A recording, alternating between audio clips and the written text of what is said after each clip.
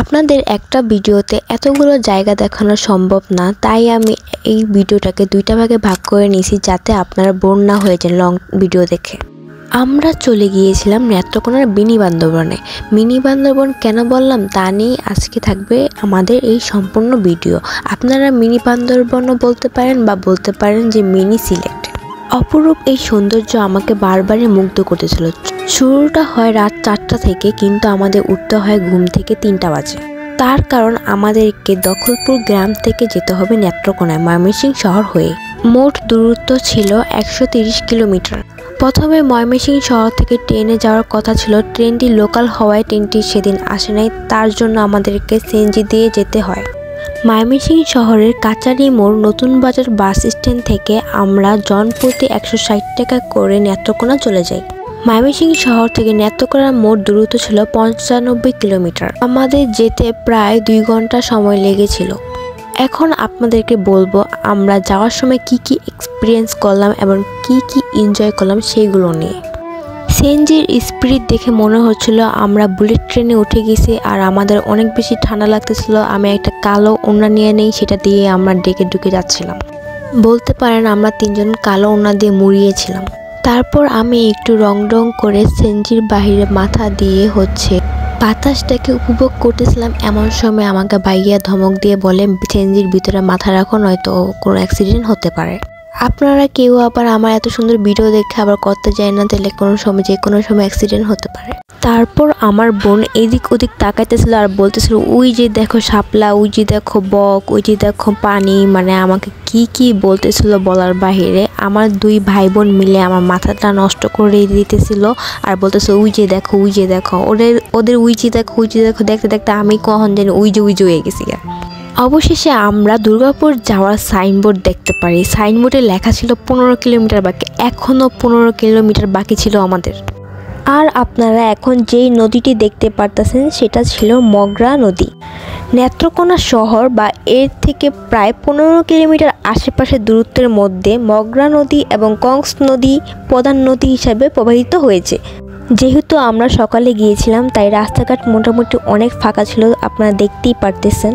আমার বোন একটু পরপর এমন লাল শাপলা দেখতে পাইতেছিল আর বলতেছিল ওই যে লাল শাপলা ধরো ওইখানে। মানে ফোন ধরে ভিডিও করতে বলছে, আপনারা আবার অন্য কিছু মনে করিয়েন না। শুরু থেকে আমরা চিন্তা করে রেখেছিলাম আমরা পর্যটন এলাকাগুলোতে না ঘুরে আমরা লোকাল এরিয়াতে ঘুরবো, তাই আমরা নেত্রকোনাকে বেছে নিয়েছি ঘোরার জন্য। আপনারা বলতে পারেন আমি সেখানে ডিফারেন্ট কিছু এক্সপিরিয়েন্স করতে গিয়েছিলাম। এটা ছিল কংস নদী, যেটা আমি আপনাদেরকে আগেই বলে দিয়েছিলাম ভিডিওতে। অতঃপর আমরা চলেই আসলাম নেত্রকোনা। যেহেতু আমরা সকালে গিয়েছিলাম তাই আমাদের নাস্তা করা হয়নি, তাই আমরা নেত্রকোনার একটা লোকাল হোটেলে উঠি নাস্তা করার জন্য। নাস্তা শেষ করে ভাইয়া একটা অটো রিজার্ভ করে নেয় যাতে করে আমরা ভালো করে ঘুরতে পারি। অটো রিজার্ভ করতে আমাদের লেগেছিল 900 টাকা সারাদিনের জন্য। সারাদিনে আমাদের নদীর এই পারে যা জায়গা ছিল সেগুলো আমাদেরকে ঘুরিয়ে দেখাবে কথা ছিল। আরেকটা মজার কাহিনী হলো রাস্তার মধ্যে এমন আপনারা ছোট ছাগলের বাচ্চা দেখতে পারবেন, 3-4টা একসাথে গুটিমুটি হয়ে শুয়ে আছে, বসে আছে, দাঁড়ায় আছে। এরকম আপনারা প্রায় দেখতে পারবেন। আমরা যেই রাস্তা দিয়ে গেছি এরকম খালি রাস্তার মধ্যে এসে তারা দাঁড়ায় ছিল, যেন মনে হইতেছিল নেত্রকোনায় আমাদেরকে ওয়েলকাম জানাইতেছে। আর যেহেতু আমরা সকালে গিয়েছিলাম এমন ছোট স্কুল পড়া মাদ্রাসার ছেলেমেয়েরা যাইতেছিল পড়াশোনা করার জন্য। অবশেষে আমাদেরকে অটোওয়ালা সুন্দর একটি গ্রামে নিয়ে আসে। গ্রামটা দেখে তো আমার অনেক বেশি পছন্দ হয়, যেটা ছিল গারো গ্রাম বা গারো পাহাড় আপনারা বলতে পারেন। আর গ্রামের মাঝখানে ওই পারে যাওয়ার জন্য এরকম ছোট ব্রিজ তারা ইউজ করছিল, আর ছোট এরকম ক্যানেল দেখতে পারবেন, পানি যাইতেছে। আর জায়গাটা পুরোই দেখার মতো ছিল। গ্রামটা এত সুন্দর ছিল যা বলার বাহিরে। রাস্তাটা মাটির হওয়ায় অটোওয়ালা আমাদেরকে যেভাবে জাগাইতে নিয়ে যেতেছিল তা বলার বাহিরে।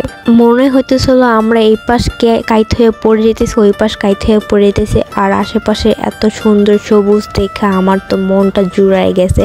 আপনারা অবশ্যই আমার ভিডিও দেখলে জানবেন যে আমার সবুজ প্রকৃতি দেখতে কতটা বেশি ভালো লাগে। আর বিশেষ করে এত সুন্দর গ্রাম, আর এই সুন্দর গ্রামটা দেখে আপনারা বলবেন যে অবশ্যই অনেক বেশি সুন্দর ছিল।